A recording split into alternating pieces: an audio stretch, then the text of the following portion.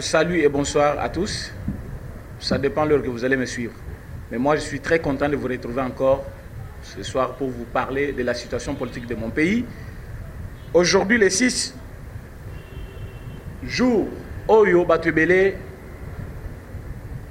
Bazali Kosepela Kojibile, croyant que M. Kamer va être libéré.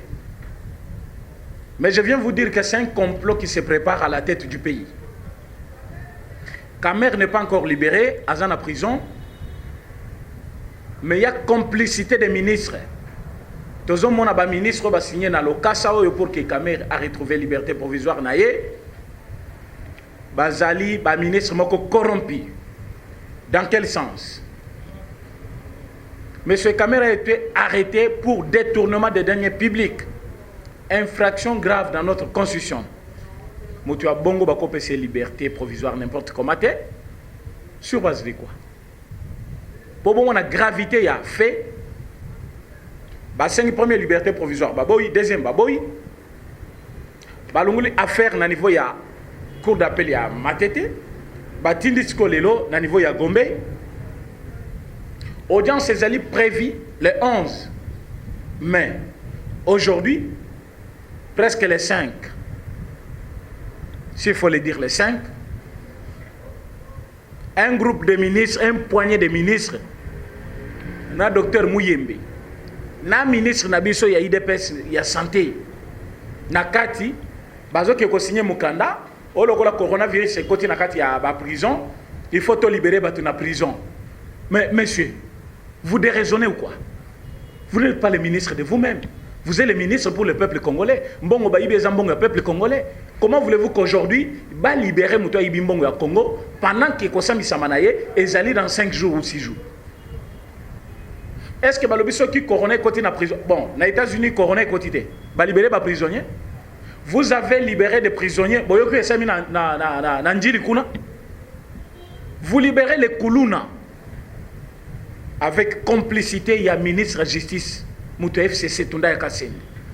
Donc vous êtes là au service d'un parti politique au lieu d'être au service du peuple congolais. Je tiens à remercier les chefs de l'État pour la déclaration à Salaki Mukolo Lobby. Le chef de l'État a menacé tous les ministres de toutes catégories confondues. Oh, Moutaï de paix, ça n'a rien à voir. Le chef de l'État a dit oh, Union soyez bikaza ministre, Azali ko agir sur impulsion. Il y a parti politique naïe, je vais agir, mais par n'importe quelle forme que je ne vous avise pas encore. Par là, le chef de l'État a dit quoi? Moyen qu'on s'y prendre un ministre et yébanité. Or, nous avons une situation, il faut des solutions à Parlement et Salema. Pourquoi des solutions à Parlement? Covid-19 et même crise mondiale, crise écosale. Ozana Moukena yo bomba, crise écosale, très difficile. Alors, on ne peut pas gérer une institution qui prend beaucoup de moyens. Il y a l'Assemblée nationale. C'est plus de 320 millions. 320 millions par an. Par an. Allez-y faire le calcul. Comment il gère ça? Et le peuple congolais a gagné na Marambazo Salah. Quelle est la loi basée sur voter dans le Parlement pour l'intérêt du peuple? Quels sont les ministres interpellés au niveau du Parlement, Basambisi Bango, Bajige Bango, pour leur situation Yamboka? Quels sont les ministres Bazong ici déjà dans Zela à partir de la suggestion du Parlement? Personne. Mais le Parlement est là seulement pour bouffer l'argent du Congo. Et le Parlement ne participe à rien.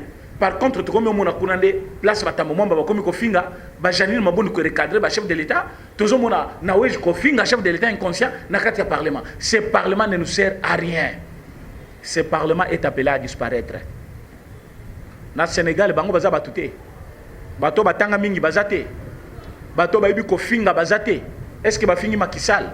Est-ce que Balongo le président Macky Sall est toujours là? Comment voulez-vous dans un pays où il y a des lois? Un député joue avec le chef de l'État, un président du Sénat qui injurie toutes les femmes, qui injurie les journalistes, qui injurie les magistrats. Alors, le Parlement n'a plus son sens d'être. Regarde Madame Tossa, ministre Moko Azawana Soki, ministre de l'énergie. En pleine émission, Bilomo Bozo Monandenge Courant Zo Kata. courant ils ont kata donc depuis balobi que courant il fait comme au félé ma au félé tala courant n'engezo salabiso. On est censé parler au peuple congolais mais on n'a plus le temps. Courant ils ont salé défaut. Autant de changer bas fond il y a émission l'écolo ya courant ils ont salé. Mais au lieu de parler des choses difficiles où ils allaient ko baby ça social ya ba peuple congolais ba on va faire du kuna ka pona corruption ba ministre nyonso bazana gouvernement ba corrompu talana o ya IDPS ake ko signer na papier pour la liberté provisoire ya Kamere. Balobi boy Kamere était arrêté pour un fait purement politique, c'est-à-dire quoi? Il a volé, il a détourné sans politique. Il est jugé comme politicien parce que Mbongo a utilisé en tant que politicien, directeur de cabinet. Tango koti kuna. Ba moni que non moyen bimezate. Ba kosili kambo liboso aza malade. Il faut pas que traiter. Ba boy. Ba lobi ba retraité kuna. Ba moni que ça n'a pas tenu, ba créer liberté provisoire à liboso ba boy. Ba tinde requête ya mibale ba boy. Lelo ministre de la santé monsieur Teni. Ce n'est pas normal hein. Je t'appelle monsieur parce que excellence tellement to bengi bino excellence, ça ne vous donne plus. Ça ne vous donne plus votre place, il y a cause là-bas excellent. Au lieu de celle ça peuple congolais, beaucoup mieux celle la mabomuna bino. Est-ce que bana IDPS au bazali ko souffrir du matin au soir? Partout youta. Bakoza d'accord na liberté ya Kamere na minute. Pour mbongo ya ibiwana ezaki po bafinga Tshisekedi pouvoir ya IDPS ezala saboter. Les lois ont signé liberté provisoire naïe. Nous tous nous n'allons pas travailler dans le ministère de la Santé. Tout ça qui est comme l'issue nabiso. Si on va présenter au Mukandwana, il faut boya. Parce que na fait oyo bakangel Kamere. Il faut yebisa bangoki. L'unique solution pour na ko désinfecter prison à Makala. Et zaliba bimisa ba prisonnier té. Et Kamere. Problème n'est pas bakatité. Ba pesa liberté provisoire que muto na ba se ba condamné yé comme akambo désinfecter prison yé. Mais je vais vous dire une chose. Ceux qui ont besoin de la solution, le président René donne la solution. Ceux qui prison comme Mouké, ceux qui prison Boukani, ceux qui ont prisonniers Ekiti, ceux qui Kaomoko et Koti na prison, on transfère les prisonniers dans un autre lieu où ils allaient à l'État, en prison mususu, c'est-à-dire net awa, beaucoup de bango na boulot, beaucoup de bango na angenga, beaucoup de bango na nani na matadi, il y a aussi papa. Yoza ministre de santé, si comme ministre de justice na batunaye, basala buzoba na bangwana, toka nga bango pona buzoba. Yo che signature na location na pona nini. Bon, comme les ali décision, ou les ali ko relever na ministère na yo. Il fallait yo signer pour la collecte crise sanitaire et côté na prison. Il faut libérer tout bazan na prison pour éviter propagation à maladie. C'est bien. Même un prisonnier a droit à la vie, à une bonne santé, toboité. Mais santé il y a Kamere. Et zana mutu ya pona ba congolais nyonso te po batu ya yibiwana. Azaki na posa ba kufa. Bazana complot mboka mobimbe kufa. Ce qui est là, au moins santé naie malonga pour nous épargner contre Covid-19, il faut bimisayer. Et bon soit qui l'État pose un bon wapi. Mon yon soit ibiana. Mon peuple congolais. Tous en a besoin ya caméra bimali bandate. Au moment où je vous parle, le peuple congolais, ba Rolanda vidéo na butoawa, boye ba caméra azana liberté. Azana prison, mais ba ministre ba komeli déjà directeur de prison Mukanda en complicité na ministre ya boye que FCC na caméra ba komelo komoko. FCC, Kamere, la Mouka et MLC, comme le Komoko.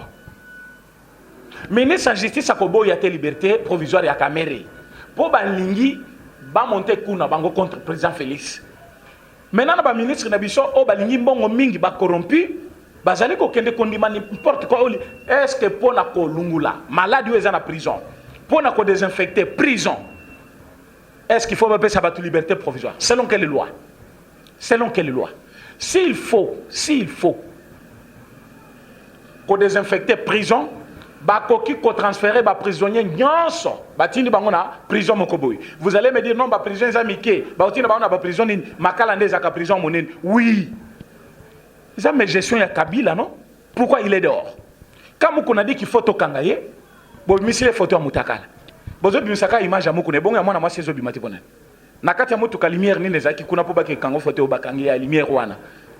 mutu pa ke ko sala makambo buzo bana na mutu kalunguli bilamba nyonso ndenge bomoni muko na mutu kalunguli bilamba nyonso na mutu est-ce que zala c'est des montages purs et simples, des bêtises inutiles au Jamarika Sambasali mukuna azali congolais c'est un pasteur oyo a éveillé batebele na ba église na ye parmi ba église de réveil reconnu na Congo mukuna ce n'est pas un petit monsieur kaka ndenge mukuna lobaki wana kabila tango akoti na mboko akuti mukuna na mapango akuti na mituka mais par contre lui ayaki na mapapa. Et lui, il faut voir quel modèle. Quel modèle. Moi, à gauche, moi, à droite, mais Italie, Sima. Mais à comme il est là, à comme il est comme Matam. Avec quoi, on a Bassiao. À Zui Bassiao. Na Bassiao, Bazaki a miné. Donc, et là, on est à Simba Kebebaka. Moi, je suis à santé à Kondi. Mboke Koufi, Nyon, c'est bébé. Donc, Moutoumabé, Moutouana, Bozokana, comme Kabila. Mais Bazui Moutouana, les lois, moni au roi. Par Bandeko ya Tchangu, Bandeko ya Fayulu, Oyo Bazali, mais content na Makamobisho Tozo Sal. Comme il est là, si na rambozong, azonga wapi, azonga na ndako ya tata na yo na mama na yo, na mboko ya biso Congo, à côté na kokota te, tolobi boye, toboyi liberté provisoire ya Kamere. Moi, président René, avec tous les combattants de l'URPS, avec Batunion, tolobi te totel mais la justice.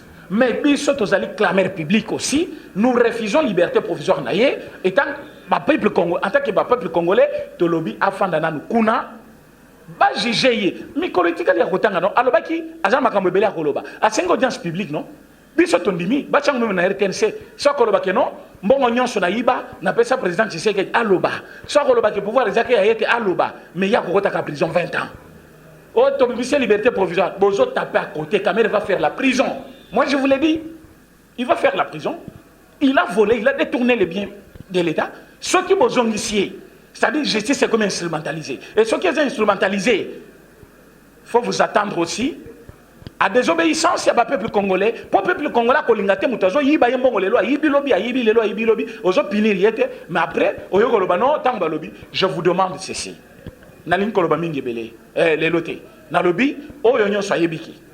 Azali, si ma complot, il y a liberté provisoire. Ce qui ici, je ne suis pas du FCC, je ne suis pas de la fidèle, mais je vais demander la libération immédiate de Di Kapende. Ce qui dit Kapende a bimité, Bobi Saka mérité. Ce qui bozali ko désengorger, prison. Ce qui bozali ko libérer, prisonnier. Ce qui bozali ko lukabo désinfecter, prison. Les so Bobi Misi abatu faut ba liberté provisoire et Di Kapende pas là. Azona liberté provisoire, tant que vous aussi ça vous sur la prison. Pour ceux qui prennent la bonne côté, vous allez me dire non, et Di Kapende a été déjà condamné, Azosa la prison naïe. Il faut vous transférer. Comme Cameroun n'a s'ambité, il faut aller à Libanda pour Samba. Vous avez déjà refusé liberté provisoire 2 fois. Ce qui montre que même cette liberté provisoire n'a pas son sens d'être. S'il faut partir du droit, vous avez refusé 2 fois la requête demandant la liberté provisoire. Ça, c'est une 3e fois.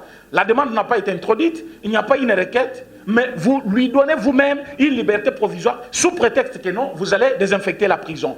Faux et archi-faux, cette liberté provisoire est négociée au moyen d'une corruption fatale. Et nous sommes là pour détruire le pays nous-mêmes. Non, les ministres là sont corrompus et les corrompus n'ont plus la place dans ces gouvernements. Ceux qui bossent beaucoup mon peuple congolais et ceux qui bossent tembe bobimisi Kamere tokoto sate makambo ya coronavirus hein toko bimalibana ba mona ke coronavirus c'est kosi là toko zalebele na nzela pour na ko revendiquer mbongo ya peuple congolais o ya baso de muto insilité toko tikela bino tenté alors ceux qui bobimisi na prison toko ndima makambo coronavirus c'était toko bimana nzela coronavirus wana. Comme ça, tu as parlé de la justice, par quel moyen, et tu as peine d'attirer en prison, c'est un complot. Ministre de la Santé, ceux qui ont dit que moi, je jeter l'opprobre sur vous, mais l'opprobre, c'est tout l'UDPS qui va en pâtir. So lingi kimia ezala. Aux alliés représentants na bisokuna parce que tant bazol ministre de la santé moto UDPS il faut biso ben UDPS peut honorer par tes engagements. OK ko signer signa kunate après ba ko lobake batwana. Quand vous signez la liberté de Kamere, est-ce que vous savez ce que les gens pensent de lui? C'est grave. Maintenant, botikiye, baolobani. Non, bomoni, tu es bisalibino exagéré na bango. Bomoni, te lobaki barosala yelo côté. Tout ça pour faire injurier le chef de l'État. Et nous sommes là, en train de dire que le chef de l'État fait le travail. bato bazongisi les confiance bamoni que même bato baza proche na ye bakomi ko samba liboso ya loi parce que c'est pour montrer que toza na deux poids deux mesures te bino sko bozo tikai alors bato banda ko finga chef de l'état vous êtes complice monsieur si vous le faites parce que na mokanda on a moni vous avez signé vous signez pourquoi il faut dire je suis ministre de santé bien sûr mais quand même n'est pas encore condamné audience na yezali le 11 il avait demandé puis là il là-bas ake ko samba examen comme ils ont il y a le biba ko sambi c'est le 11 publiquement ba luka télévision monde mobimba et réfinion ce ya banini banini azo banga skoni liberté provisoire ya nini soki bobimisie bobimisa pe di kapende so bobimisi kamere bobimisa pe di kapende soki abimi makambo coronavirus c'est côté le même jour to bima nanzela pour revendiquer mango ya ba congolais 370 millions au cas contraire vous verrez la colère du peuple congolais. Aujourd'hui, c'est comme maman qui m'appelait, Olimbisanga à niveau de Californie, toujours, qu'on a posé une question à lobby. Pourquoi tu n'as jamais été tendre dans tes émissions? Vous êtes toujours comment la tendresse na biloko? Je ne serai jamais tendre. Mboka nanga izo kufa 10 jours au jour. Moutounyo se peut sa confiance. Il est corrompu. Moutounyo se peut sa confiance. Il est corrompu. Na minute obena. Vous voulez que je sois tendre comme avec des situations pareilles? Quelqu'un qui a volé, nous avons dénoncé des années. Aujourd'hui, Bakangi, nan basambi siete, ote opé sa liberté provisoire. Sur base de quoi? Ceux qui prison ya makala ezali contaminé.